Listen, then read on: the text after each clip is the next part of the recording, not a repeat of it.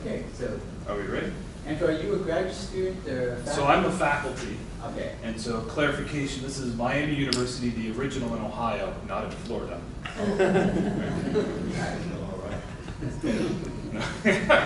Right, so we were founded in 1809 when Florida was a territory of Spain. But in terms of the category, Jeremy Pfeiffer is an undergraduate student. So I'm a faculty at a non-PhD granting department. And so what I hope to tell you is work that Jeremy's done starting this freshman year, trying to use theoretical methods to parameterize Mosced for use in crystallization and extraction processes. And so our overarching goal is knowing just chemical structure, can we predict solubility? And so if you look at the governing equations of solubility, so in terms of this first expression, or relative solubility partition coefficient for extraction processes, the key quantity of interest is activity coefficient, right? And so the activity coefficient is kind of the term that's going to account for interactions between our solute and solvent and solution, right? So the non-ideal term. And so kind of the approach that we've taken is trying to use theoretical tools, molecular simulations, and electronic structure methods to parameterize a solubility-based, solubility parameter-based method. And so solubility parameter methods have a number of attractive features. Namely, they can predict activity knowing just pure component properties, but more so that they have, they're very useful for intuitive solvent selection and formulation. And so namely, if we look at this first expression, which is the regular solution theory equation of Scatchard and Hildebrand, which is over 100 years old, so you can calculate the infinite solution activity of component 2, call that the solute in solvent 1. So it's the molar volume of liquid 2 times difference in solubility parameters of your solvent and solute. Okay? And so your solubility parameters are pure component properties, so they're related to the cohesive energy density of your solution. In terms of intuitive solvent selection, if I want to find a good solvent, so good component 1 to dissolve component 2, I need just look through my database of solubility parameters to find a compound or a solvent with a similar del value, so that this term is as close to 0 as possible, resulting in a gamma as close to 1 as possible, or the ideal solution limit. Okay. And so the main limitations, though, of regular solution theory is, one, it assumes that the excess Gibbs free energy is just equal to the excess internal energy. So we neglect entropic contributions. And then the other major shortcoming is that this term assumes that molecules are only interactive via dispersion interactions.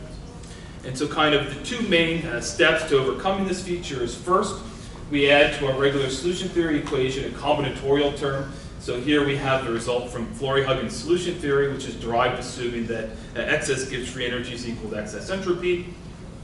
Then kind of the second leap really originated with, within the process group, and that while this solubility parameter only takes into account dispersion interactions, we can account for higher order interactions by writing it as a sum of contributions. And so if you look at the Hansen approach, so developed at PPG, so he writes the solubility parameter as a sum of dispersion, polar, and hydrogen bonding interactions. So here I denote them with lambda tau, and then the hydrogen bonding term, a product of your hydrogen bond acidity and basicity. Okay? And so here's your resulting expression. What we've taken liking to is something called Mosced, which was originally developed in Eckert's group in 1985. And so the main difference as compared to Hansen is we have the same solubility parameters, but the main effect is it takes the hydrogen bonding term and splits it into difference of acidity, so ability to donate, and basicity, ability to accept hydrogen bonds. And then there's another number of extra parameters, so they have these induction parameters, which aren't really anything to worry about. They're just a constant for a particular class of compound. We were looking at only aromatic centered compounds, so it's always 0.9. And then these other terms, so these are empirical asymmetry terms and an empirical term to improve the ability of Mosced to correlate infinite solution activities.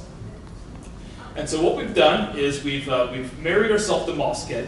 But kind of the main limitation of it is, in order to parameterize Mosced, to find parameters for a new compound, I need reference infinite solution activity data.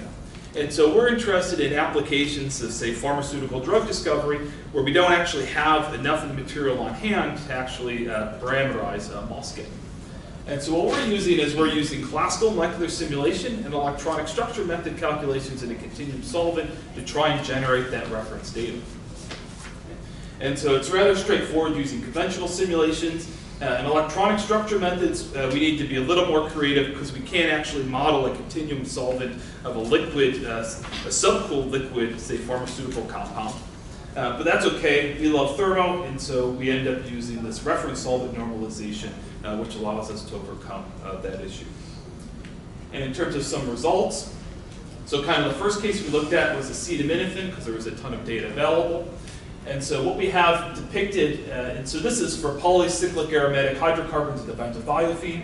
So the top pane in both graphs denoted Mosced 2005 is Mosced parameters regressed using experimental solubility data. Bottom three panes are all our pure predictions. So purely using molecular simulation or using electronic structure methods. So SMD and SM8 are just two different continuum solvents. Different colors for acetaminophen are just different temperatures. So this we think of as being as good as we can do. It's essentially a pure correlation of data. With our electronic structure method calculations, we're actually able to do a really good job over, say, 5 orders of magnitude. So these are non-aqueous solvents, I should add. On the right, polycyclic aromatics. So the black data is non-aqueous solubilities at a range of temperatures. Red is aqueous. We're able to do a good job correlating there.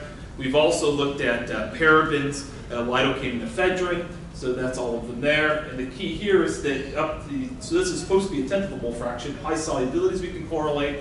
And the last example I'll mention is we entered the sample 5 challenge this past, or that last fall. In the sample 5 challenge, we're given chemical structures of 95 compounds. Here's a representative one of molecule 83. They're supposed to be drug-like compounds.